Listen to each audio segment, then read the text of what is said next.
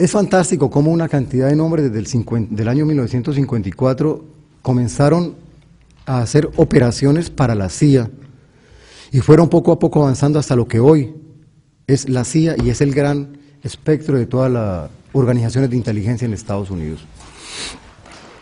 Pero en el 54 con Guatemala, cuando le dan el golpe de Estado al presidente Arbenz, por primera vez la CIA, los Estados Unidos, hacen tres cosas al mismo tiempo: operaciones paramilitares, operaciones de guerra psicológica y operaciones de propaganda.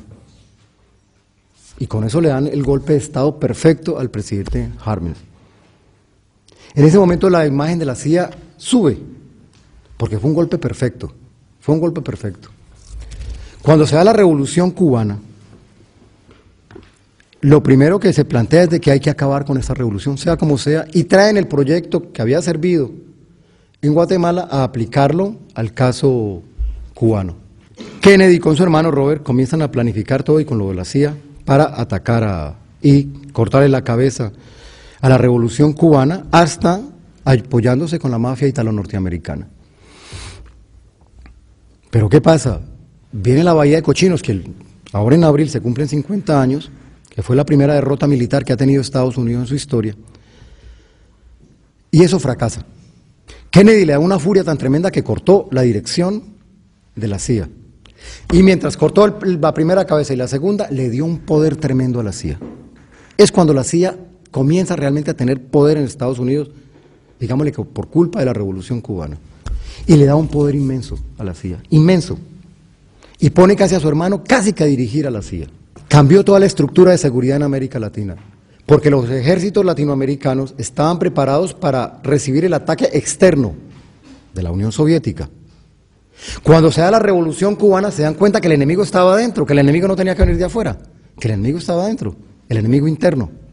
Entonces Kennedy con su hermano cambian la estructura de la seguridad en América Latina para comenzar a acabar con el enemigo interno, y nace la doctrina de la seguridad nacional, y comienzan a haber una cantidad de dictaduras en cantidad. Fue durante el gobierno de Kennedy, a pesar de lo poco que duró, que se instauraron las torturas, las desapariciones y las dictaduras en América Latina. Lo que hace Kennedy es dejar a Cuba un poco tranquila, y sus fuerzas, sobre todo como ya habían especializado a tantos cubanos contrarrevolucionarios, sobre todo como paramilitares y expertos en explosivos y en contrainsurgencia, los comenzaron a lanzar a muchas partes del mundo, en el Congo, en Angola, pero sobre todo se encontró toda esta gente en Vietnam. Ahí se encontraron los operativos, la gente de los operarios, los que hacían las operaciones de mano, con la parte política. Y aparece gente como John Dimitri Negroponte, desde ese tiempo, y una cantidad de personajes que han durado hasta hace muy poquitico en la vida política activa de los Estados Unidos, sea como políticos, sea como operarios de la CIA. La CIA recoge de Francia, del ejército francés que estaba metido en Vietnam, algo que después de eso lo supieron manejar muy bien, es cómo financiar las operaciones paramilitares. Porque al Senado no se le podía ir a decir, mire, necesitamos hacer estas operaciones de guerra sucia, vamos a matar a 50.000 personas y necesitamos dinero para eso. El Senado no lo iba a aceptar.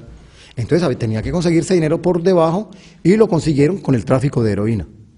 La CIA traficó cualquier cantidad de heroína, y de ahí nació la gran mafia en Marsella. En todo caso, Estados Unidos perdió en Vietnam. De ahí enviaron a esta gente para muchas partes, y luego viene el mayor logro que tuvo este grupo, que fue en Bolivia, cuando mandan a algunos de ellos allá, capturan y asesinan al Che Guevara. Ese grupo fue el que lo hizo.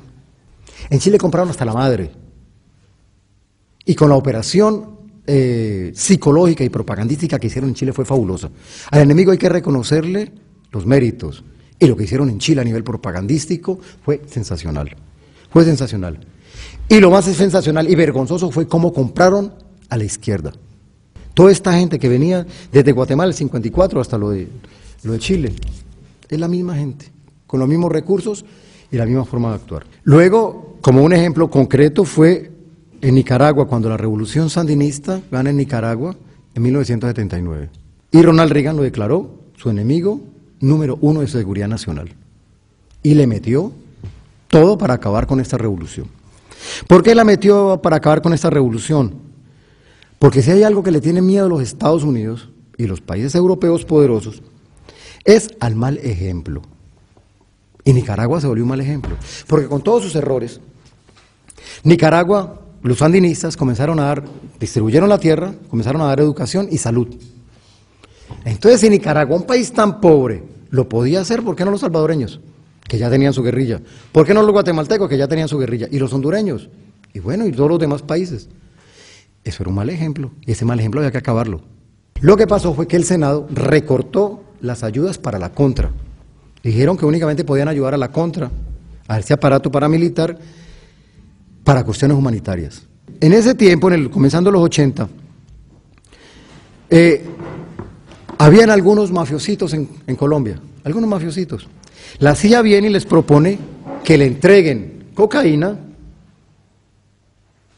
La CIA la llevaba a El Salvador y a Honduras y de ahí la metían a los aeropuertos militares en Estados Unidos, donde la contra, los nicaragüenses y los colombianos la recogían, la vendían en las calles, el dinero volvía a las manos del aparato de la CIA para comprar armas para la contra nicaragüense. ¿Qué ganaban los colombianos? Que la CIA les permitía corredores de seguridad para que ellos entraran su propia droga. La CIA fue responsable de haber hecho de unos mafiositos en Colombia los carteles y poderosos mafiosos que se volvieron. El paramilitarismo en Colombia es el centro de la contrainsurgencia y es el centro del terrorismo de Estado. Nació desde los años 60, poco a poco, alimentado y formado por los Estados Unidos, con el presidente Kennedy. Colombia tiene, yo no sé por qué, pero tiene algunos méritos, entre comillas.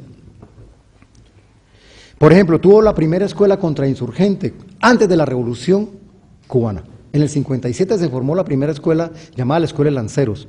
Hoy la primera escuela contrainsurgente que hay en Colombia, donde está totalmente copada por el ejército norteamericano. En el 57.